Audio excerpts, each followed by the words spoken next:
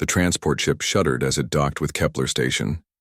Jake Martinez stepped off the vessel with his single black bag slung over his shoulder. He wore no medals, no fancy uniform markings. He did not need them. Every being in the galaxy knew who he was. The space station stretched for miles in every direction. Thousands of young beings from 12 different worlds trained here at the Galactic Military Academy. This was where the best warriors learned to fight together against the darkness between stars.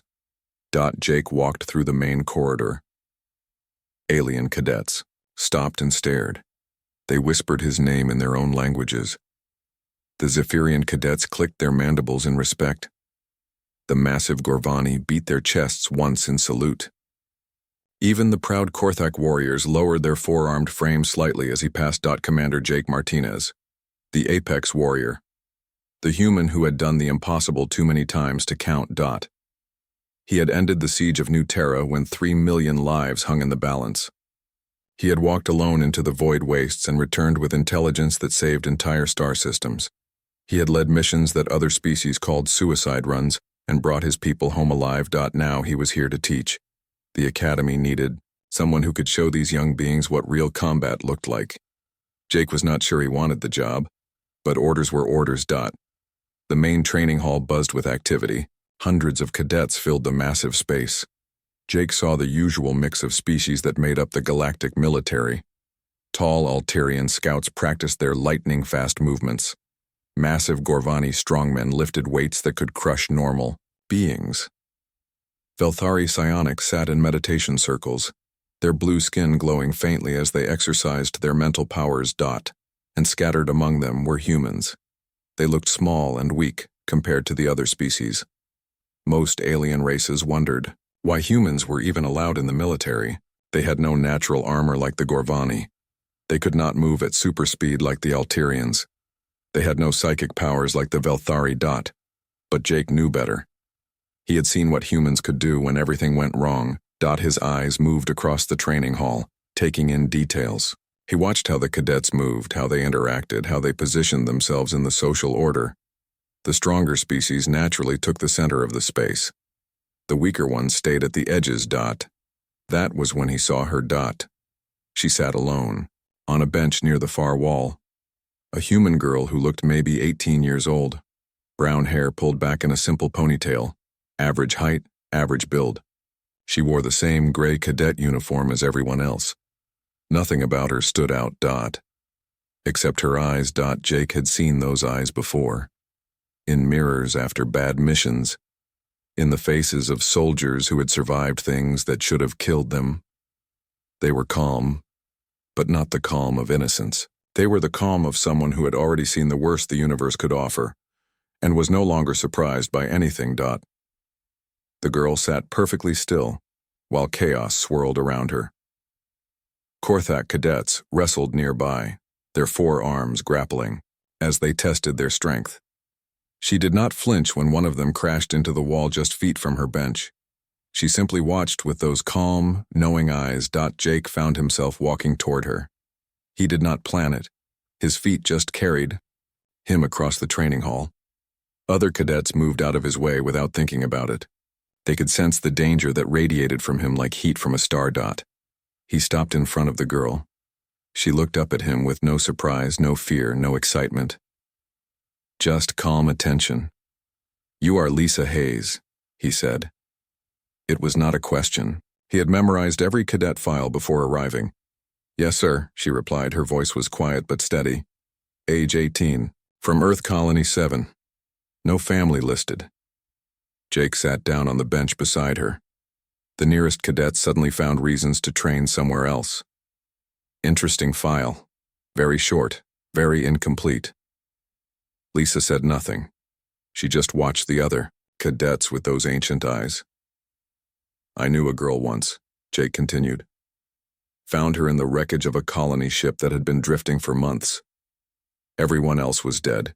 She was 10 years old and had survived alone in space for 3 months. The rescue team said she was the calmest person they had ever seen." Lisa's expression did not change, but Jake caught the tiny pause in her breathing. "The girl's name was Lisa Hayes," he said quietly. The official report said she was too traumatized to remember what happened. They said she would need years of therapy. They were wrong, were not they?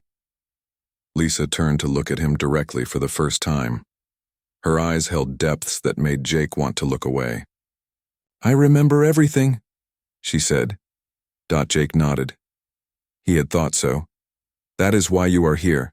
Not to learn how to fight. You already know how to do that. You are here to learn how to fight with others." "And you?" Lisa asked. "Why are you here?" Jake was quiet for a long moment. Around them, the training hall continued its organized chaos. Alien cadets pushed themselves to their limits while instructors shouted commands in a dozen different languages. But in their small bubble of space, everything was still. "To learn," Jake said finally. "I have been the apex warrior for 10 years. I have done things that scared my enemies and impressed my allies. But I have never met someone like you." "Someone like me?" "Someone who survived the impossible and came out stronger instead of broken." Jake stood up.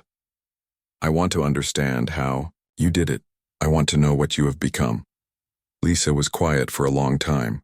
When she spoke, her voice was so soft that only Jake could hear it. "I became what I needed to become." Jake felt a chill run down his spine. Those words carried weight that he did not fully understand yet. But he knew he was looking at something new, something that might change everything. The training session ended with a loud buzzer. Cadets began filing out of the hall toward their dormitories. Jake remained standing beside Lisa's bench. "I will see you tomorrow," he said. Lisa nodded. "You will." As Jake walked away, he made a decision that would puzzle everyone at the academy. Starting tomorrow, wherever Lisa Hayes went, he would be nearby. The galaxy's most dangerous warrior was going to shadow a quiet girl who sat calm among cadets. He did not yet know why, but every instinct he had told him that Lisa Hayes was the most important person he would ever meet. The combat trials began 3 days after Jake's arrival. The Academy's massive training arena had been transformed into a testing ground that would push every cadet beyond their natural limits. Floating platforms hung in the air while holographic enemies flickered in and out of existence. The smell of ozone and sweat filled the recycled air. Jake stood on the instructor's platform, watching as cadets from 12 different species prepared to prove themselves.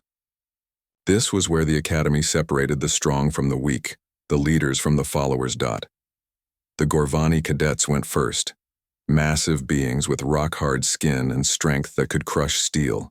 They smashed through the combat course like living, battering rams. Their punches shattered training dummies. Their roars echoed off the arena walls. When they finished, the other cadets cheered and beat their hands together in approval. Next came the Alterians. Swift as lightning, they flowed through the course like water. Their movements were so fast that Jake could barely track them. They struck targets before most eyes could see them move. The holographic enemies never had a chance to react. The Velthari psionics followed. They did not need to touch their targets. With focused mental energy, they lifted objects through the air and crushed opponents with thought alone. Their blue skin glowed brighter as they pushed their powers to the limit. One by one, each species demonstrated their natural gifts. The Korthak with their four-armed combat styles, the crystalline Zephyrians with their energy manipulation, the aquatic Notari with their fluid grace. Then came the humans. Jake watched carefully as his own species took their turns. They were not the strongest or the fastest or the most gifted, but they were stubborn. They adapted. When a challenge seemed impossible, they found another way. When they were knocked down, they got back up. It was not spectacular, but it was effective. Lisa went last among the human cadets. She walked onto the course with that same calm expression she always wore. No excitement, no fear, no anticipation, just quiet focus. Jake found himself leaning forward slightly as she began. The course started with basic combat dummies. Lisa moved through them efficiently but not impressively. Her strikes were clean but not powerful. Her speed was good but not exceptional. She performed like an average human cadet should perform. But Jake noticed things the other instructors missed, how she never wasted a single movement, how she positioned herself perfectly to handle the next challenge before it appeared, how her breathing never changed, even when the difficulty increased. The combat course grew harder. Holographic enemies with energy weapons appeared. Most cadets struggled with this section, dodging and weaving to avoid being hit. Lisa simply walked through them. She seemed to know where every shot would go before it was fired. She moved just enough to avoid damage and continued forward without breaking stride. When she finished, the arena was quiet. Her performance had been adequate but unremarkable. The other cadets barely noticed her completion. But Jake's eyes never left her as she walked calmly back to the waiting area. After the trials ended, Jake found himself doing something that surprised everyone at the academy. Instead of reviewing scores with the other instructors, he positioned himself near Lisa in the cadet mess hall. He sat 2 tables away, close enough to watch but far enough to avoid direct questions. The other cadets noticed immediately. Whispers spread through the dining area like wildfire. Why was the legendary apex warrior watching a quiet human girl? Some of the alien cadets exchanged puzzled looks. A few snickered behind their hands. That was when the trouble started. 3 Korthak cadets approached Lisa's table. They were large even for their species, with 4 muscular arms and natural aggression that made them excellent warriors. Their names were Grex, Voth, and Kar. They had been causing problems since the day they arrived. "Human girl," Grex said, his voice carrying across the mess hall. "We heard the great Jake Martinez has taken interest in you. We wonder why." Lisa looked up from her meal. Her expression remained perfectly calm. "I do not know," she said quietly. "Perhaps he feels sorry for weak human," Voth suggested. The other Korthak laughed, a harsh sound like grinding metal. "Or perhaps," Kar added, moving closer, "he knows something we do not. Perhaps you are not as weak as you appear." Jake's hand moved toward his weapon without conscious thought. Every instinct told him to intervene. But something made him wait. He wanted to see what would happen. Lisa set down her eating utensil very carefully. "I am just a cadet," she said. "Same as you." "No," Grex said, all 4 of his arms flexing. "Not same as us. We are warriors born. You are prey pretending to be predator." The mess hall had gone silent. Everyone was watching now. Jake could feel the tension building like pressure before a storm, his muscles coiled, ready to spring into action. But Lisa just sat there, calm, unmoved. "I do not want trouble," she said. "Too late for that," Kar growled. He reached out with one of his arms to grab her shoulder. Something shifted in Lisa's posture. It was subtle, almost invisible, but Jake saw it. The way her weight moved, how her hands positioned themselves, the slight change in her breathing. For just a moment, Lisa Hayes looked like the most dangerous thing in the room. Then Jake stood up. The sound of his chair scraping against the floor cut through the silence like a blade. Every eye in the mess hall turned toward him. He did not draw his weapon. He did not make any threatening moves.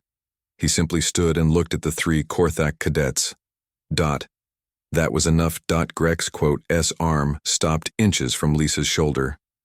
All 3 aliens suddenly remembered where they were and who was watching. The apex warrior's reputation was built on violence that other species found terrifying. His kill count was classified because the numbers would cause panic. "Cadets," Jake said, quietly, "return to your meal." The Korthak backed away quickly. They muttered among themselves in their own language, but they did not approach Lisa again. The rest of the mess hall slowly returned to normal conversation. Jake sat back down. He did not look at Lisa directly, but he could feel her watching him. When she finally spoke, her voice was so soft that only he could hear. "You did not need to do that." Jake picked up his own eating utensil. "I know," he said. "Then why did you?" Jake was quiet for a long time. Around them, the normal sounds of the mess hall continued. Cadets laughed and argued and complained about their training. But in their small space, the question hung in the air like smoke. "Because," Jake said finally, "I think you have been protecting yourself for a long time. I thought maybe it was time someone protected you for a change." Lisa was silent. When Jake finally looked at her, he saw something in her eyes that had not been there before. Not gratitude exactly, but recognition, as if she was seeing him clearly, for the first time. "Thank you," she said. Jake nodded and returned to his meal. But his mind was racing with questions. What had he seen in that moment when the Korthak threatened her? What was Lisa Hayes hiding behind that calm exterior? He was beginning to suspect that the answer would change everything he thought he knew about humanity's place in the galaxy.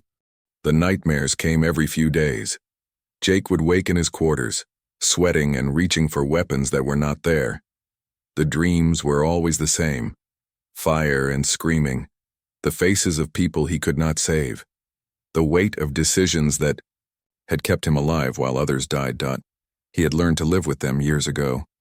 They were the price of being what he was. The apex warrior did not earn his title through glory. He earned it through surviving when survival should have been impossible.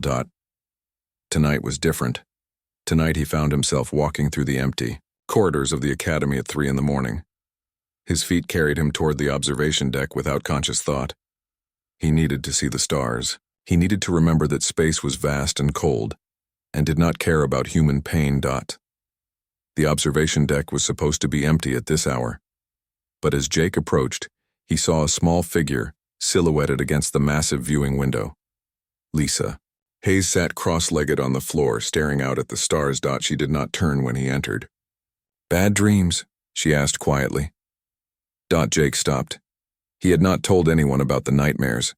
His file was classified at the highest levels. There was no way she could know. "How did you—" he began. "You walk differently after them," Lisa said. "Your shoulders carry weight that is not usually there. Your eyes look for threats that are not present. You move like someone who has just remembered that the universe is dangerous." Jake stared at her. In the starlight streaming through the window, Lisa looked even younger than her 18 years.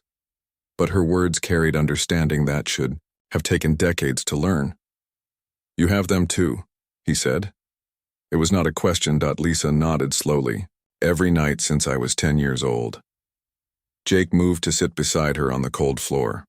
Outside the window, the stars burned with ancient light. Some of those stars had planets where humans lived and worked and built families. Others marked the locations of battles Jake had fought. A few had gone dark since he last looked at them.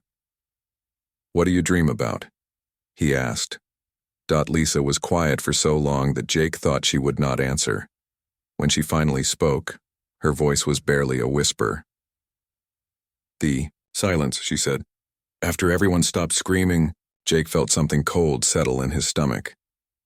"Colony ship Meridian.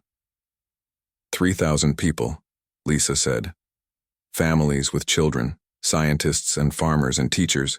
They were going to build a new world, make something beautiful." "What happened?" Lisa turned to look at him directly.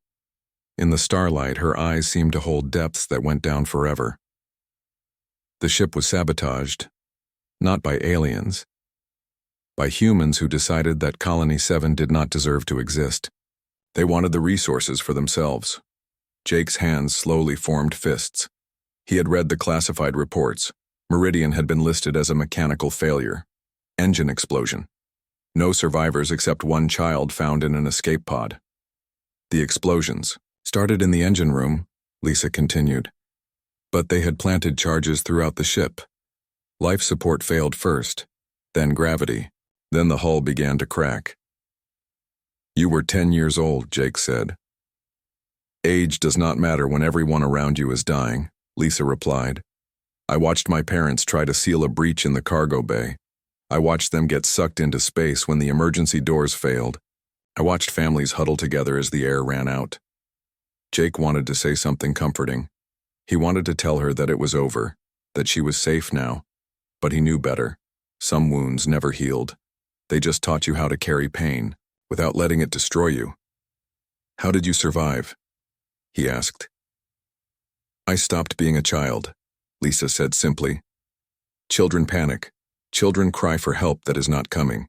Children hope that someone will save them.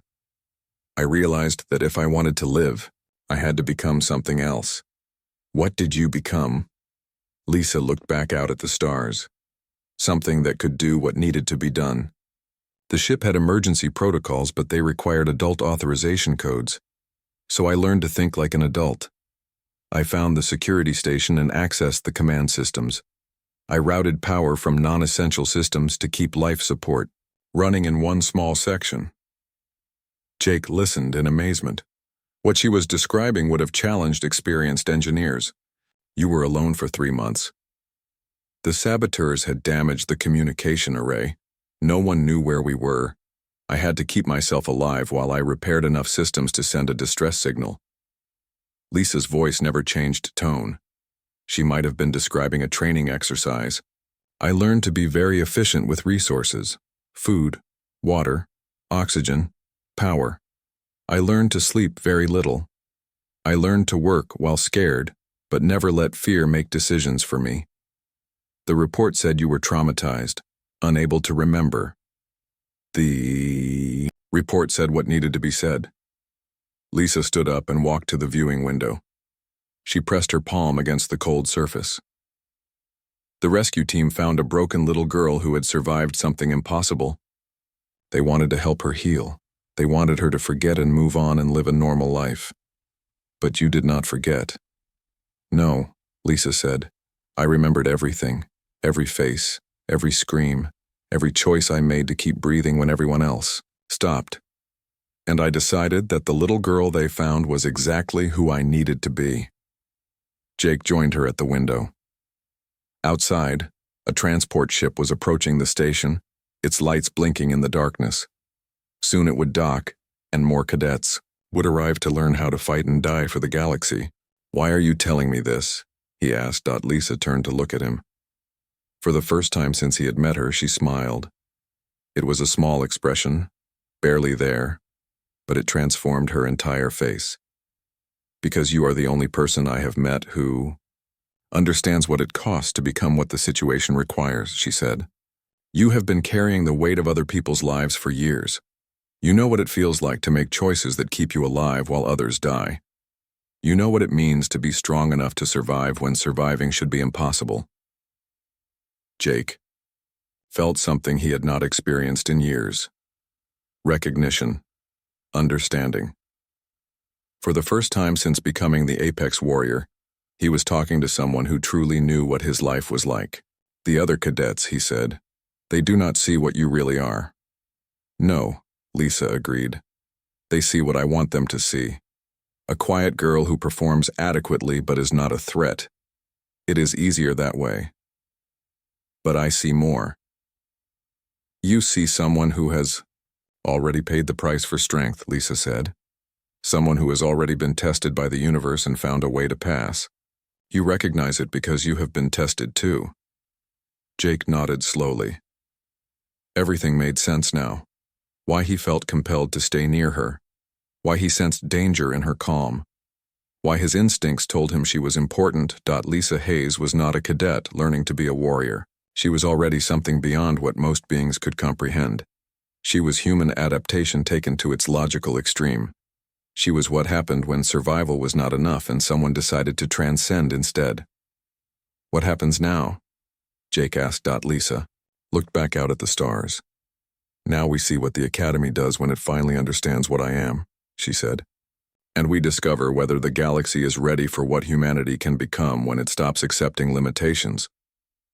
Jake felt a chill that had nothing to do with the cold observation deck. He was beginning to realize that he was not here to teach Lisa Hayes how to fight. He was here to learn what came after fighting. What came after survival. What came after everything he thought he knew about the limits of human potential. The stars burned in the darkness, ancient and eternal. But Jake suspected that soon they would be looking down on something new. Admiral Corvin arrived at Kepler Station on a warship that gleamed like polished silver. He was Velthari, one of the most powerful psionics in the galaxy, and he did not like mysteries. The reports about a human cadet and Jake Martinez had reached the highest levels of command. Now he was here to get answers. Jake watched from the observation deck as the Admiral's ship docked. He had served under Corvin during the Outer Rim campaigns. The Admiral was brilliant and ruthless and absolutely convinced that Velthari were the superior species in the galaxy. He would not accept that a human child could possess abilities that challenged his beliefs. "He is here for me," Lisa said quietly. She had appeared beside Jake without making a sound. Her ability to move unnoticed had become more obvious over the past weeks. "Yes," Jake agreed. "The Academy reports reached Fleet Command. They want to understand why the Apex Warrior is shadowing a cadet who should be unremarkable." Lisa nodded. She had been expecting this. "What will you tell him?" Jake was quiet for a moment. In the weeks since their conversation on the observation deck, he had watched Lisa more closely. What he saw convinced him that his initial instincts were correct. She was something new, something that would change how the galaxy understood human potential. "I will tell him the truth," Jake said finally. "That you represent the next step in human evolution." Lisa turned to look at him with those ancient eyes. "And if he demands proof, then we give it to him." Admiral Corvin called for a formal evaluation 3 days later. The entire Academy gathered in the main arena to witness what everyone expected would be a routine demonstration. The Admiral wanted to see this mysterious human cadet for himself. Jake stood with the other instructors on the viewing platform. His stomach felt tight with worry, but he kept his expression neutral. Below them, the arena floor had been configured for the most challenging simulation in the Academy's database. The Sigma Station. Recreation. Jake, quote, "S blood went cold" when he saw the configuration. Sigma Station had been a research facility that came under attack by unknown forces. An entire garrison of elite soldiers had been slaughtered. The simulation was considered impossible to survive. It was used only to study tactical failures, never as an actual test. Admiral Corvin stood beside him, his blue skin glowing faintly with psychic energy. "I want to understand what makes this cadet special," he said. "If she is truly exceptional, she should be able to handle a challenge that would test even veteran soldiers." "Admiral," Jake began, "Sigma Station is not appropriate for a cadet evaluation. The scenario is designed to be unsurvivable." "Precisely," Corvin replied. "If this human is as remarkable as your reports suggest, she should be able to find a way to succeed where others have failed. If not, then we will have our answer about human limitations." Jake realized this was a trap. Corvin had not come to evaluate Lisa. He had come to prove that humans were inferior.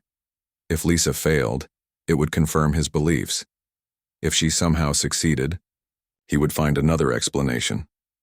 "Sir, I request permission to speak with the cadet before the simulation begins." "Denied," Corvin said. "She will face this test without assistance or preparation. We will see what she is truly capable of." Jake watched helplessly as Lisa entered the arena. She wore standard combat gear and carried basic weapons. Against her stood a recreation of Sigma Station's final moments: multiple enemy forces, failing systems, impossible odds, and a scenario designed to end in death. The simulation began. Immediately, the arena filled with holographic enemies. Energy weapons fired from all directions.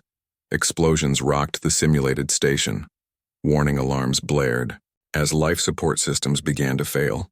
It was chaos designed to overwhelm even the most experienced soldiers. Lisa simply walked forward. She moved through the initial wave of enemies like they were not there. Her movements were fluid and precise. She seemed to know where every shot would come from before it was fired. When an explosion destroyed the corridor behind her, she was already moving toward a maintenance shaft that would keep her alive. Jake found himself leaning forward as the simulation intensified. Wave after wave of challenges appeared. Environmental hazards, equipment failures, overwhelming enemy numbers. Each obstacle would have stopped most cadets. Some would have challenged even Jake himself. Lisa handled them all with the same calm efficiency. She did not just survive the simulation, she began to solve it. When the life support failed, she rerouted power from weapon systems. When enemy forces blocked her path, she found routes through the station that the designers had not intended to be accessible. When communication systems went down, she jury-rigged new ones from spare parts. The other cadets watched in growing amazement. Even the instructors began to murmur among themselves. What they were seeing should not have been possible. But it was not Lisa's tactical brilliance that made Jake's skin crawl with recognition. It was her expression. Throughout the entire simulation, through impossible odds and deadly traps and overwhelming force, Lisa's face never changed. She remained perfectly calm. Not the calm of someone straining to maintain control, but the calm of someone for whom this level of chaos was normal. The simulation reached its climax. The scenario that had killed an entire garrison of elite soldiers, multiple enemy forces converging from all directions, station systems completely failing. No possible escape routes. Lisa stood in the center of the chaos and did something that made Jake's heart stop. She smiled. It was barely visible, just a slight upturn at the corners of her mouth. But in that moment, Jake realized what he was really looking at. Lisa was not struggling with the simulation, she was enjoying it. This level of impossible danger felt like home to her. She moved through the final challenge like a force of nature. Every enemy that faced her was neutralized with clinical precision. Every system that failed was bypassed or repaired. Every trap that should have killed her was avoided or overcome. When the simulation ended, the arena was silent. Lisa stood alone in the center of the floor, surrounded by the holographic wreckage of Sigma Station. She was not breathing hard. She showed no signs of stress or exhaustion. She simply waited for instructions. As calm as she had been when the test began. Admiral Corvin stared down at her with an expression Jake had never seen before. The Admiral's usual confidence was gone, replaced by something that looked almost like fear. "How?" Corvin whispered. Jake found his voice. "She is what humans become when they stop accepting that some things are impossible. That simulation has never been completed successfully, not by anyone, not by entire teams of veteran soldiers. Because they approached it like a combat scenario," Jake said. Lisa approached it like Tuesday. Corvin turned to stare at him. "What does that mean?" Jake looked down at Lisa, who was still standing calmly in the arena. "It means that for her, surviving the impossible is not special. It is normal. She's been doing it since she was 10 years old." The Admiral was quiet for a long time. When he finally spoke, his voice carried a weight that Jake had never heard before. "What have you humans become?" he asked. Jake thought about everything he had learned over the past weeks, about Lisa's history, about her calm in the face of chaos, about the way she had transcended trauma instead of being broken by it. "We have become what we needed to become," he said. "And Lisa Hayes is just the beginning." The Academy fell silent after Lisa's demonstration. News of what had happened spread through every corridor, every dormitory, every training room. Cadets who had barely noticed the quiet human girl now watched her with something approaching awe. Instructors who had dismissed her as average suddenly found reasons to observe her training sessions. But it was the silence that Jake found most telling. The way conversations stopped when Lisa entered a room. The way other cadets gave her space, without realizing they were doing it. They could sense that something fundamental had changed, even if they could not name what it was. Admiral Corvin had locked himself in his quarters for 2 days after the simulation. When he finally emerged, he looked like someone who had been forced to rebuild his understanding of the universe from scratch. Jake found him in the officers' lounge, staring out at the stars with unfocused eyes. "Admiral," Jake said quietly. Corvin did not turn around. "I have been in command for 30 years, Commander Martinez. I have seen the best warriors that 12 species can produce. I have witnessed feats of strength and speed and mental power that defy explanation." "Yes, sir. But I have never seen anything like what that girl did." Corvin finally turned to face him. She did not just complete an impossible simulation. She made it look routine, as if surviving certain death was no more challenging than breathing. Jake nodded. "That is what I have been trying to tell you. Lisa Hayes is not just another cadet. She represents something new. Something new, Corvin repeated. Yes, I am, beginning to understand that, but what exactly is she? Jake was quiet for a moment. Over the past weeks, he had come to his own conclusions about what Lisa represented, but putting it into words was difficult. She is what humans become when they stop accepting limitations, he said finally. Every other species in the galaxy has natural gifts, strength or speed or mental powers, but they also have natural limits. Humans are different. When we reach a limit, we adapt. When we face something impossible, we find a way to transcend it. And Lisa has transcended further than most. Lisa has transcended further than anyone, Jake corrected. She faced total annihilation at age 10 and decided to become something that could not be destroyed. She did not just survive trauma. She absorbed it and transformed it into perfect competence. Corvin walked to the viewing window. Outside, the stars burned with cold light. Do you understand what this means for the balance of power in the galaxy? Jake felt a chill. He had been so focused on understanding Lisa that he had not considered the larger implications. Sir? If humans can produce individuals like Lisa Hayes, then everything changes. The Veltari have based our authority on superior mental abilities.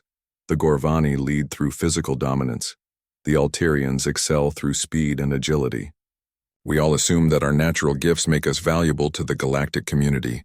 But humans have no natural gifts, Jake said slowly. Exactly. Instead, you have something far more dangerous. You have the ability to become whatever the situation requires. And if Lisa is an example of human potential, Corvin trailed off. Jake finished the thought. Then we are not the weakest species in the galaxy. We are the most dangerous. They stood in silence for a long time. Finally, Corvin spoke again. I came here to prove that humans were inferior, to show that your species was reaching beyond its proper place in the galactic order. Instead, I have discovered that we may have been wrong about humanity from the beginning. What will you report to Fleet Command? Corvin was quiet for a long moment. That we need to reconsider everything we thought we knew about human potential, and that Lisa Hayes represents the beginning of something that will reshape the galaxy. 3 days later, Jake received new orders. He was being reassigned from the academy to a special operations unit. His mission briefing was classified at the highest levels, but the basic details were simple. He would be working with Lisa Hayes as his partner. They met in the academy's main hangar as their transport ship prepared for departure. Lisa carried the same single bag she had arrived with months ago. She looked exactly the same as she had on that first day. Calm, observant, unremarkable to casual observation. But Jake knew better now. He knew what lay behind those ancient eyes. Ready for this? He asked. Lisa looked at him with something that might have been amusement. I have been ready my whole life. As they boarded their ship, Jake reflected on everything that had changed since his arrival at the academy. He had come here as the apex warrior, the most dangerous human in the galaxy. Now he was leaving as a student, paired with someone who had redefined what human potential looked like. The ship lifted away from Kepler Station and turned toward deep space. Their first mission was classified, but Jake knew it would be dangerous. Fleet Command did not create special operations units for routine assignments. Can I ask you something? Jake said as they settled into their seats. Lisa nodded. When you completed the Sigma Station simulation, you smiled. Why? Lisa was quiet for a long time. Outside the ship's windows, stars streaked past as they entered hyperspace. Finally, she spoke. Because for the first time since I was 10 years old, I was in a situation that matched my capabilities, she said. For 8 years, I have been pretending to be weaker than I am. Pretending to struggle with challenges that felt simple. Pretending to be normal when normal stopped applying to me a long time ago.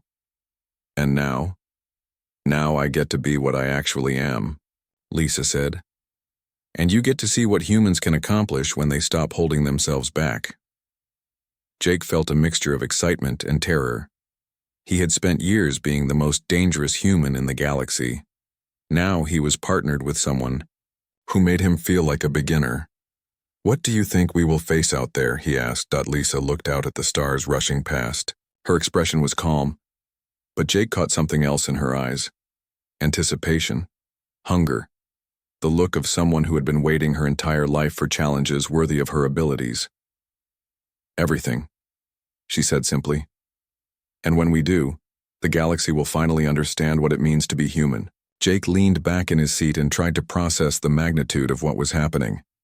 The quiet girl who had sat calm among cadets was about to show the universe what humanity was truly capable of, and he was going to be there to witness it. The apex warrior and the evolved human, working together to face whatever darkness waited between the stars. Jake could not imagine what they would encounter, but he knew one thing for certain. The galaxy was about to change forever. Lisa Hayes had spent 8 years hiding what she was. Now she was free to become what she had always been meant to be. And Jake suspected that when the universe finally saw humanity without limits, without pretense, without holding back, it would never be the same. The stars burned cold and distant outside their ship. But Jake no longer felt small beneath their ancient light. He was traveling with someone who had looked into the abyss and decided to become something that the abyss could not touch. Whatever came next, humanity would be ready.